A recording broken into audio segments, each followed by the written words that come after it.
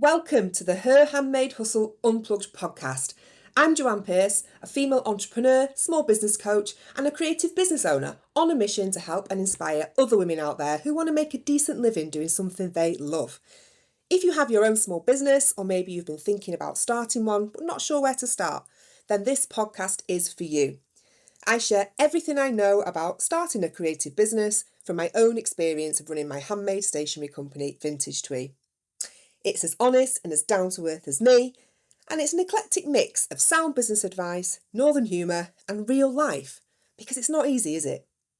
This podcast celebrates the selflessness, the strength and resilience of women, because we possess a superpower so great that we can handle whatever life throws at us and come out the other side. We are survivors, we are warriors, and we are as determined as hell to succeed.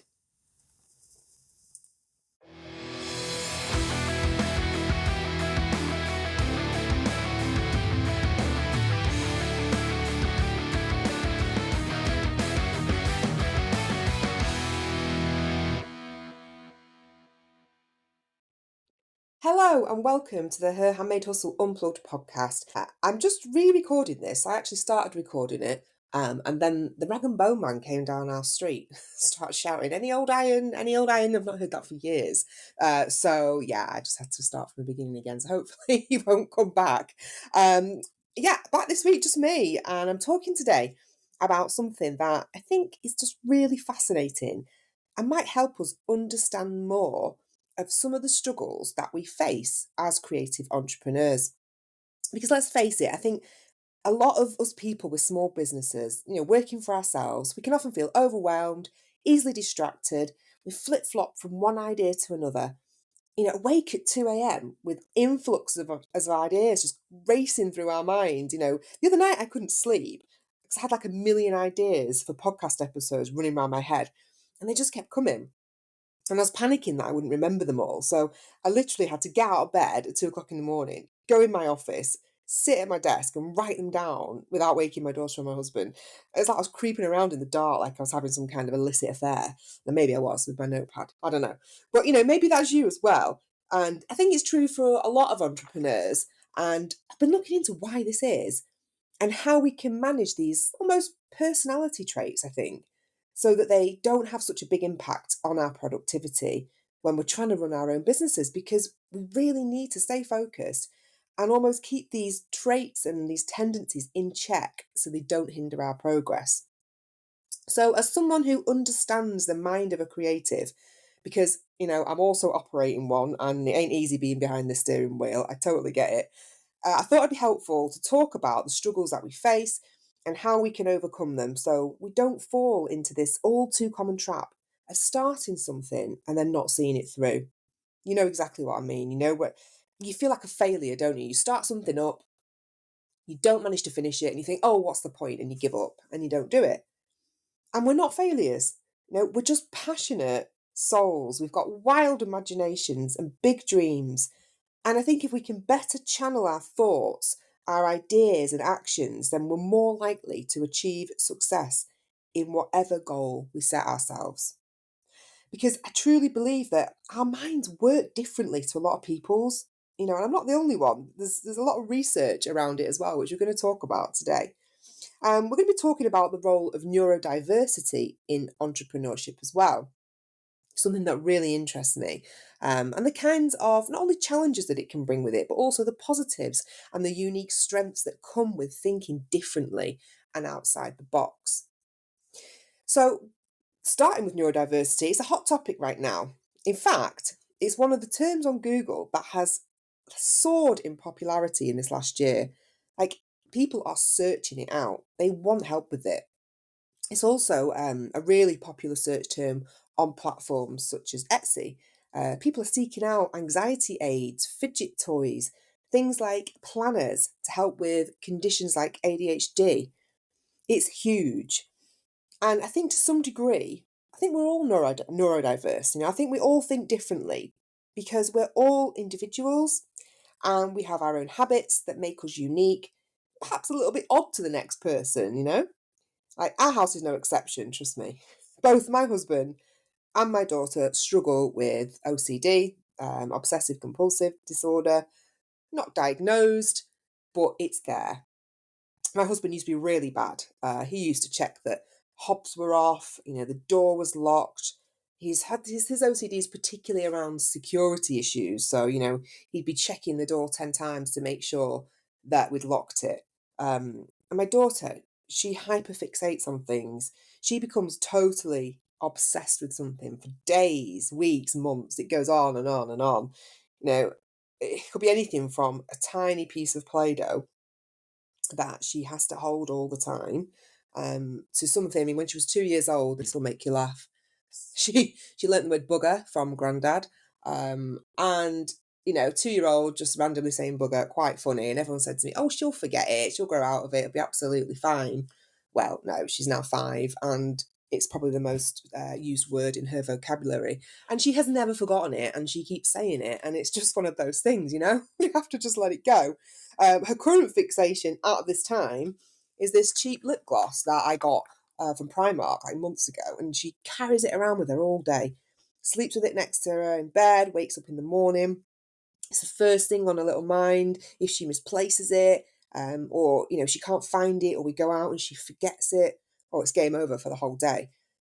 I used to get annoyed by it because, like, between her and her fixations and my husband and his obsessive hob and knob checking, that's doorknobs, by the way, we never get out of the bloody house, honestly.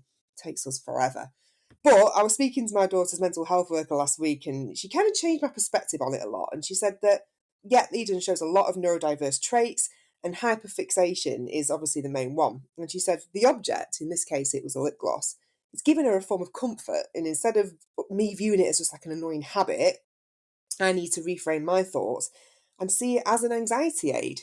A bit like these fidget toys that you can buy, there's poppers and stuff, which she does also love. And since then, I've accepted that the lip gloss plays an important role for Eden, and I've now welcomed it into our day. I've let her get from it whatever it is that she needs. And I've learned to ignore the judgy looks from people in Tesco when we're queuing up, staring at a 5-year-old clutching a bright red lip gloss. But whatever, interestingly, both my husband and my daughter, they're highly creative. They've got incredible imaginations and skills that they aren't just good at, but they excel in.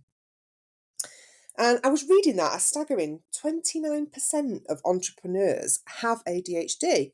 That's an absolutely huge amount. And there has been research into the link between entrepreneurs and neurodiversity because it's there and it's pretty strong. Now, entrepreneurs have a lot of traits that are found in people with ADHD. Hyperactivity is one of them, divergent thinking, flexibility of thought, like passion orientation, and also curiosity, just to name but a few. Also, people with ADHD, they show risk-taking behaviours. We can think outside the box. And they're two of the main personality traits found in entrepreneurs. So I'm not saying that all entrepreneurs are neurodiverse, of course not, but we certainly share a lot of traits. And it's not a bad thing. It's about understanding how the brain differs, and especially the brain of a creative person, because it does influence our work and the day-to-day running of our business. So let's look at how the creative brain differs and the impact that this has on our ability to do the day-to-day tasks required when you run your own business, because it's hard. And if you struggle with certain things, it's going to affect your working pattern. So firstly, okay, we have an extremely active imagination and an insane amount of ideas. Not all the time. Sometimes there's nothing going on up there.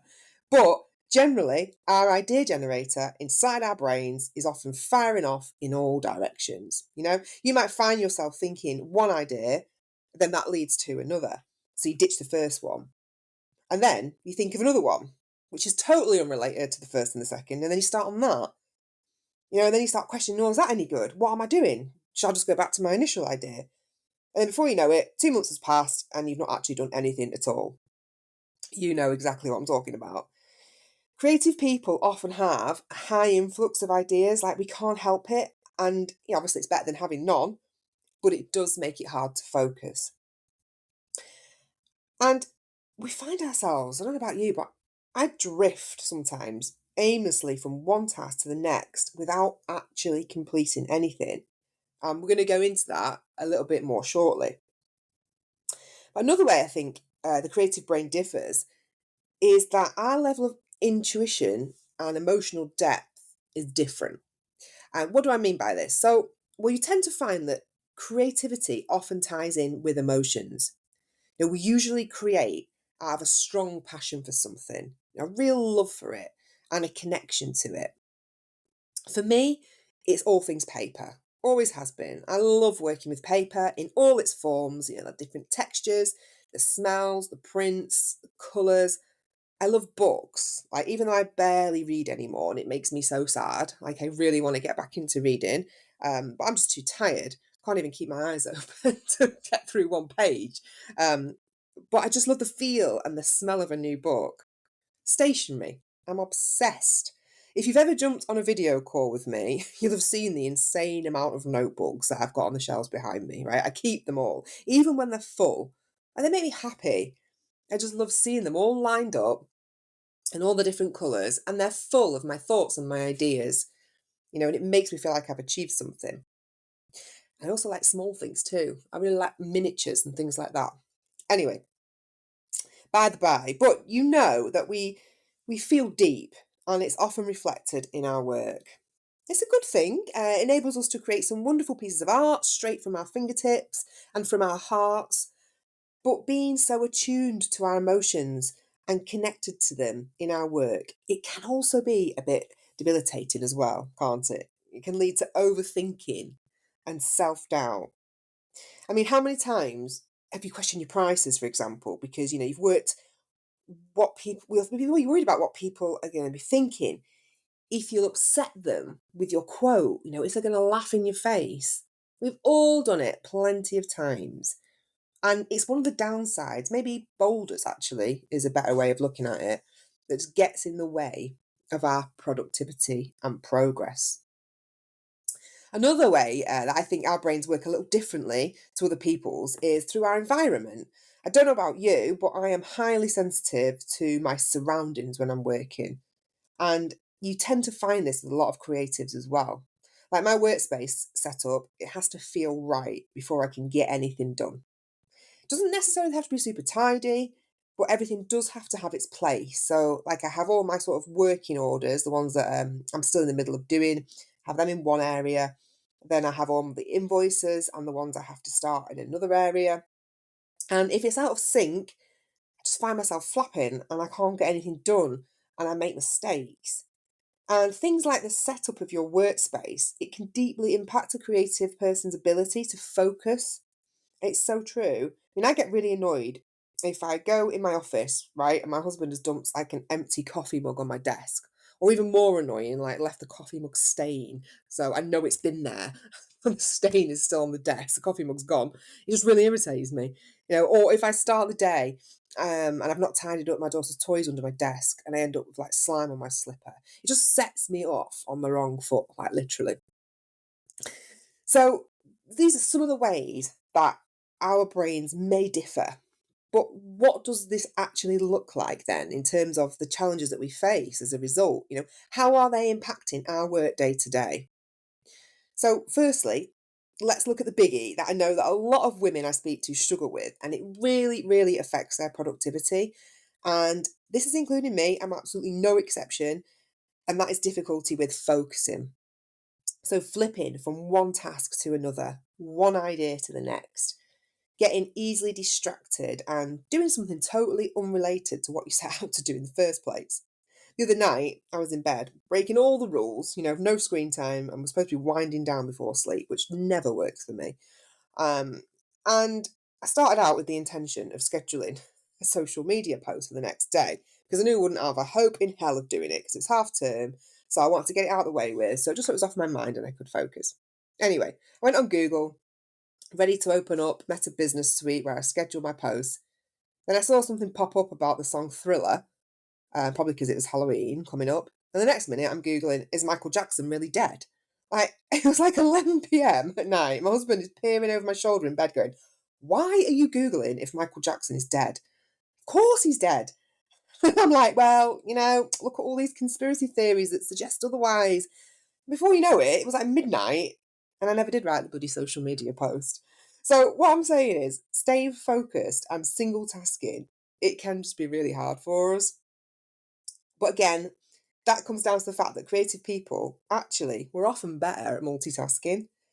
I think I actually thrive when I'm doing two or three things at the same time. I do get more done. It's weird. But my brain is like it's firing off in all directions, which is fine if it's productive.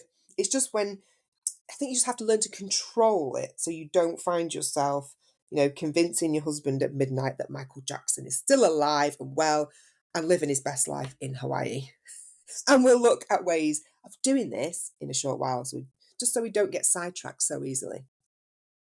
Another major challenge that we face is linked to one of focus. It's linked to the one of focus, and it's task completion. So sometimes we can really struggle to finish what we start. As I'm sat here recording this, I'm looking at half a scarf that I began knitting a couple of weeks ago when I decided I was going to do something creative and relaxing at night instead of just eating and watching Netflix, because I thought knitting keeps my hands busy. I won't be snacking. It was a good plan, but I've given up. I dropped a few stitches, fixed them, and then my daughter had a huge meltdown the other day, probably because she couldn't find a lip gloss, pulled all the stitches off my needle and literally chucked it across the room, declaring it's the worst scarf ever and she will never ever wear it. Never, mummy. So I gave up. I thought, well, what's the point? I was quite sad about it. But anyway, we often do this. We'll start something with the best of intentions, and then something happens, either that discourages us or distracts us or knocks our confidence. Or, life just simply gets in the way. There's so much going on, and we just never get time to finish stuff. And by the time we're ready to pick it back up again, we've totally talked ourselves out of it, and we've already moved on to the next idea. It's so frustrating, isn't it? Sometimes we give up and we don't finish something because we can't achieve the perfect result. We're never happy with what we've done. So we end up with half-finished projects lying around our workspace, which don't help our productivity, and they just make us feel like we've failed over and over again because they're there staring us in the face. It's not good for us. There was a man called Michael Freeman, and he did some research into entrepreneurship and mental health at a university in San Francisco in California, and he found that entrepreneurs were more likely to suffer from depression because it can be very stressful running a business. It's hard, and we can be our worst own enemies when it comes to trying to be perfect and achieving the impossible. So I think we definitely need to be kinder to ourselves if we are naturally susceptible to things like depression. Another challenge that we often face as people with creative minds is procrastination. That word. We often delay tasks to the point where we never do it, or we'll talk ourselves out of it. I'm good at that. Now, this is a trait of neurodiverse people, and it is present in a lot of entrepreneurs, and it kind of makes me feel better that it's actually probably not 100% my fault, really. Is the way that my brain is wired. I can't help it. We can often find it difficult to deal with choice and prioritising. So we just struggle getting anything done in the first place. My friend actually said something the other day, which I thought was a great analogy that explains this sort of idea and the creative mind really well. And she said to me, John, it's like a car park. Like, when you drive into an empty car park and there's loads of spaces and you just don't know where to park. Does that ever happen to you? It does to me. When you've got like too much choice and you're driving in and out of spaces, like, should I go here? No, there's a better one over there. Oh, actually, no, this is a better one here. And you're like weaving in and out of the lines like a crazy woman because you can't make a decision where to bloody park. But if you drive in the same car park and it's full and there's limited spaces, you make the decision pretty quickly on where you're going to park, don't you? You see a space and you just go for it. And it's the same when you're thinking of making business decisions. If you have too much choice, you just struggle committing to it and making that decision. Let's say, for example, if you're trying to decide on a new product range, okay, say like you've got 10 different colour options. You can't decide which ones to go with and put on your website. So you'll spend too long deliberating and then you just panic and you don't bother doing any at all. But if you kept it simple, gave people limited options. People don't like too much choice. That's something that I've learned with my ranges as well. I used to think I had to do 10 colours of everything, 10 different styles, but actually, people just like to say, this is good or this is good. Like 2 or 3 options is enough. And then you'll find that you make the task of creating the product in these colours, like say you did choose 2 or 3, it's much more manageable, isn't it? And you're much more likely to get them done, get them online, get them photographed, get them ready to sell. We've got to look at what it is, the things we struggle with, and make some adaptations so our mind can process it all more efficiently. And as creative entrepreneurs, I think we also struggle with switching off and boundaries. Like I am the worst for it. I'll hold my hands up. Switching off is really hard for me. My mind is active until the second I fall asleep. And I can see this in my daughter too. It can take me 2 hours to get her to sleep at night. Like to quieten her mind, I can see it racing, and I know how she feels because I'm the same. And we're often overthinkers. We've got extremely active minds, which can both be a blessing and a curse, can't it? Let's be honest. It's a blessing because we get a lot of ideas and inspiration. They literally flood our brains and we can't get them out of our heads and quick enough onto the paper. Get them there so we've got them back to refer to when we need them, which is great. It's an imperative skill for an entrepreneur. You always need new ideas to stay on top of your game, keep your business fresh and exciting. But it's also a curse because we get a lot of ideas and inspirations and they strike at all times, day and night. You can't control it, which makes it really hard to switch off. Because you often have to strike while the iron's hot when you're self-employed. You've got an idea, you have to roll with it, or at least have to get it down on paper so you don't forget it. But it can be exhausting because our brains are just on constant overdrive. So we've talked about our difficulties as creative entrepreneurs, and it might seem quite depressing. Like we've literally got so many challenges standing in our way that it seems impossible for us to ever be business owners. But these unique traits that we possess are also why we are the perfect people to start and run a business. These unique traits are also our strengths and our talents, and they are the reason why we are successful if we can learn to make them work for us. I don't know if you know, but some of the biggest business owners are actually neurodiverse. So you've got Richard Branson. He's got ADHD. You've got Elon Musk. He has autism spectrum disorder. You've got Ingvar Kamprad. I have to say that right. He's the founder of IKEA. Well, he was the founder of IKEA. My husband always tells me I have to say this right, but he used to work for IKEA for a long time. It's where we met in IKEA. Different podcast episode. Good one to make you laugh. And Jo Malone, she has dyslexia and OCD. She says it helps her actually reach solutions faster. And a lot of famous entrepreneurs say that their unique traits are actually their superpowers. Like they are more creative and innovative and better at problem solving.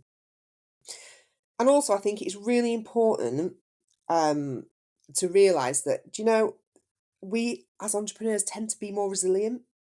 And it's this resilience that helps us bounce back from setbacks and keep going. We tend to be more determined and less likely to give up. I know that's true for me. I don't know if it is for you. But that's what it's all about. Being successful in business, it's about perseverance. And a lot of people, they might start a business and expect it to be making money and thriving at 6 months. And some are. You're very lucky if that's your case. But for most of us, it takes time. Usually a year or 2, sometimes 3. And most people will have given up and quit by then because they haven't seen these immediate results that they were expecting. But the truth is, you have to persevere.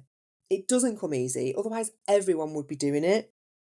So you've got to use your resilience to your advantage and just keep going. There's a little pep talk for you. For anyone who's thinking of giving up after a few months of no sales and you're feeling desperate and hopeless, keep going. That's your sign. So, how do we manage these somewhat difficult traits that we naturally have to make sure that they don't get in the way and they don't stop us from doing what it is that we want, which is ultimately running our own business?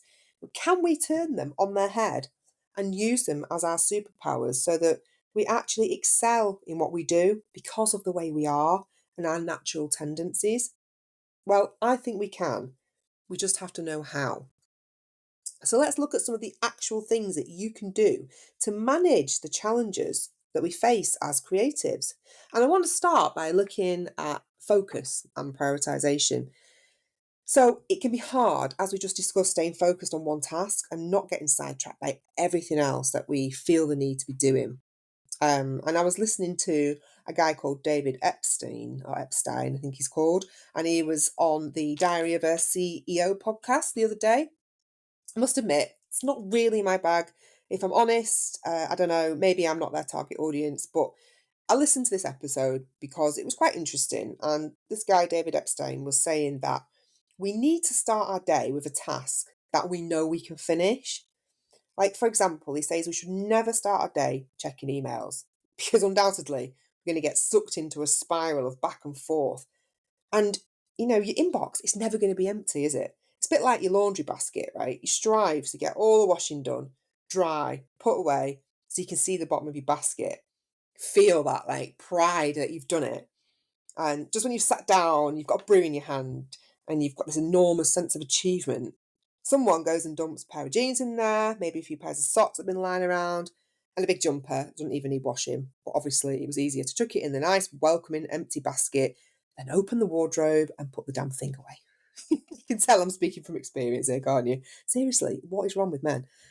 Anyway, it's the exact reason why I refuse to do my husband's washing for, as long as he's got hands and he can peg it out himself, like he's doing his own washing. Seriously. My mum used to be horrified by that. When I told her I wouldn't do his washing, why should I? I've got enough to do. So yeah, the reality is the basket is never empty for long, and neither is your inbox.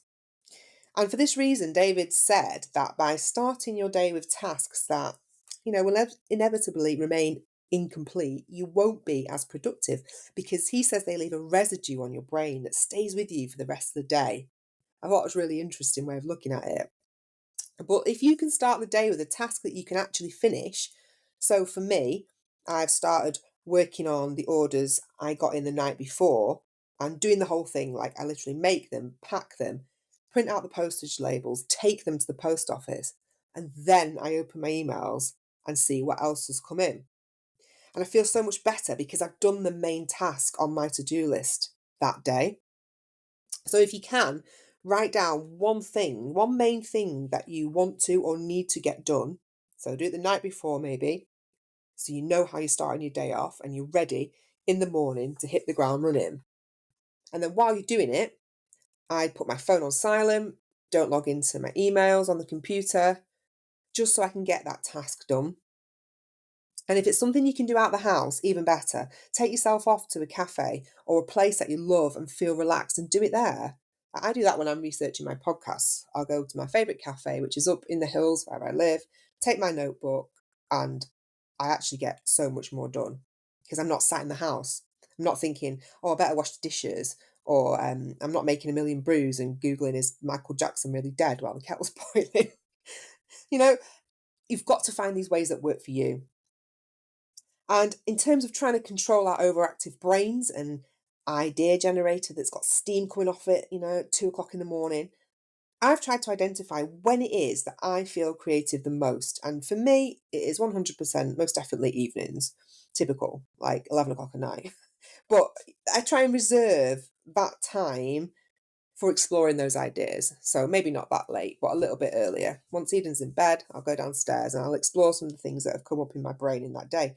So if I'm working and stuff pops up into my head randomly, say like I'm in the middle of doing someone's order and I get a new idea for a product or a podcast episode, I'll quickly grab my notepad, I jot it down so I don't forget it. But it's there, ready for when it's time to look at it. Otherwise, I know what I'll do. I'll ditch the order that I'm working on, or even worse, I'll rush it, I'll make a mistake, and I'll start doing whatever it is that's distracted me. And then I end up with 2 unfinished tasks and a massive headache. So try doing some time blocking Obviously, I don't know what your schedules are and everything else that you have to fit in and juggle, but if you can allocate certain days or times to certain tasks and stick to it, it does help. So maybe you can check your emails twice a day, maybe at lunchtime and then an hour before you log off for the day. And that's it, just twice a day. Maybe Monday mornings you plan your social media posts for the week. Maybe you fulfill your orders on a Tuesday, Wednesday, and Thursday. I don't know, whatever works for you. But by putting these things in place, then you've got yourself a framework to stick to and a schedule that just keeps you focused and stops your brain from wandering off. My friend made me laugh the other day. She's a baker and she's convinced that she's has undiagnosed ADHD. Anyway, she said that she often goes into the kitchen, ready to do some baking, opens all the cupboards looking for something, and then she gets totally distracted and walks out again.